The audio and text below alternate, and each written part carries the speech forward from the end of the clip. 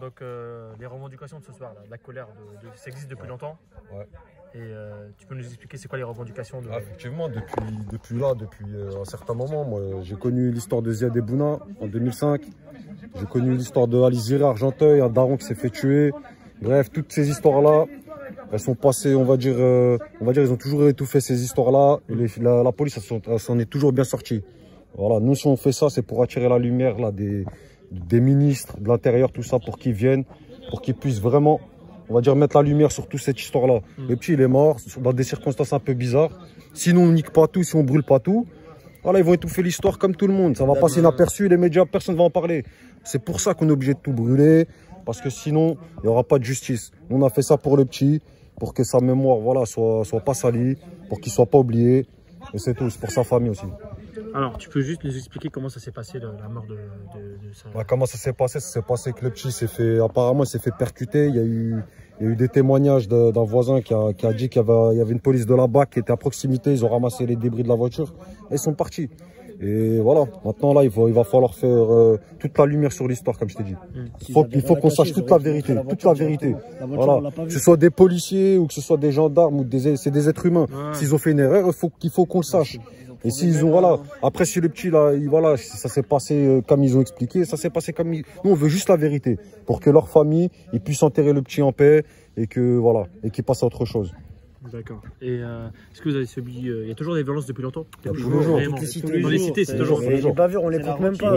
Mais là, c'est trop. C'est vraiment la routine. Comment ça se passe une journée avec la police? Je vais t'expliquer une journée type. Tu vois, par exemple, le vendredi, on finit tous notre travail. On aime bien se rejoindre, tu vois, au parking ici. On se pose, on commence à plaisanter tranquillement.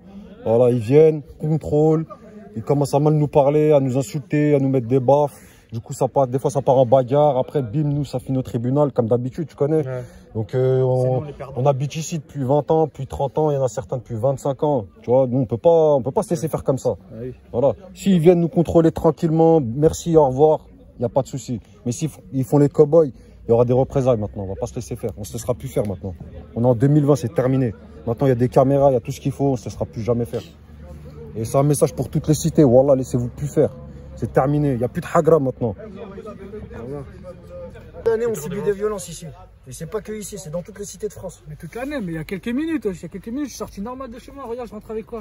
J'explique comment ça, ma mère? Vous trouvez ça normal? J'explique comment ça?